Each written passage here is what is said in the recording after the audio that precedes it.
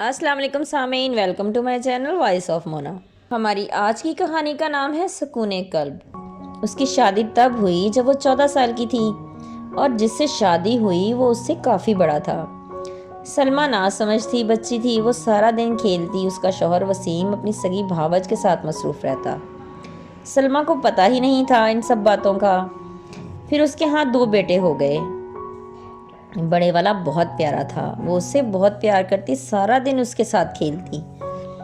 اس کو اس نے سنبھالا، چھوٹا سا تھا، وہ خود بھی بچی تھی۔ ایک کو تو اس کی ماں لے گئی، ایک اسی کے پاس تھا۔ پھر آہستہ آہستہ سمجھ آنے لگی، لیکن اسے وسیم سے کوئی دلچسپی نہیں تھی، اس لیے اس نے کبھی روکا ہی نہیں کسی بات سے، اور نہ ہی ان باتوں کا اثر لیتی تھی۔ بڑے بیٹے کا نام اشر تھا، سلمیٰ اسے پال رہی تھی، اور تھوڑا بڑا ہوا تو اس کے ساتھ کھیلتا، وہ اسے سلمیٰ ہی بلاتا، سب سلمیٰ کہتے تو وہ بھی سلمیٰ کہتا۔ پھر وہ جیسے جیسے بڑا ہوتا گیا اسے سمجھ آ گئی اس کا باپ کیا کر رہا ہے، وہ باپ کے خلاف ہو چکا تھا۔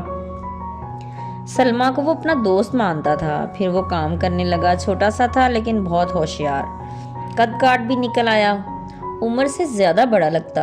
ایک دن جھگڑا ہوا، وہ کام پر چلا گیا، دوسرے دن وہ گھر نہیں آیا۔ سلمیٰ کا رو رو کے برا حال تھا۔ دوسرے دن وہ آیا، اس نے سلمیٰ سے کہا تیار ہو جاؤ، ہم اب یہاں نہیں رہیں گے۔ وہ ماں کو لے کر لاہور شہر آ گیا، یہاں اس کی نانی کا بھی گھر تھا، اس نے نانی کے گھر سے کافی دور کرائے پر مکان لے لیا تھا، اور کام بھی بڑی اچھی جگہ کرنے لگا تھا۔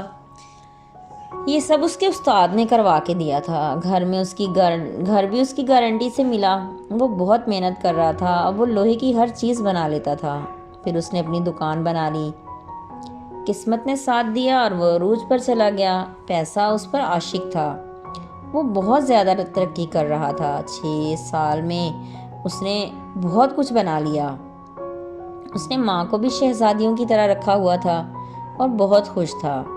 وہ اسے ہر جگہ خود لے کر جاتا، کوئی نہیں جانتا تھا کہ وہ اس کی ماں ہے، وہ اسے سلمیٰ ہی کہتا تھا۔ اب وہ ایک نوجوان تھا۔ پھر اس نے چھوٹے بھائی کی شادی کر دی۔ سلمیٰ اسے کہتی تم بھی شادی کر لو، مگر وہ نہیں مانتا تھا۔ پھر اس نے بھی مجبور کرنے پر شادی کر لی، لیکن سلمیٰ کو وہ بہت اہمیت دیتا تھا، کسی کی جرت نہیں تھی اسے کوئی کچھ کہہ سکے۔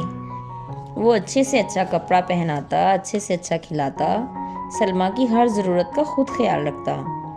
وہ خود ہی بولتی میری قسمت بہت اچھی ہے جو اشر مجھے ملا۔ اشر کہتا میں خود بہت خوش قسمت ہوں جو مجھے سلمیٰ ملی۔ وہ ہنس دیتی، وہ بھی ہنستا۔ سلمیٰ اب بھی ویسے ہی خوبصورت تھی، وقت نے کوئی فرق نہیں ڈالا تھا اس پر۔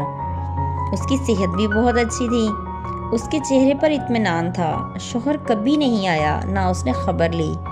سلمیٰ کو بھی پرواہ نہیں تھی، اشر اس کا سائبان بن چکا تھا۔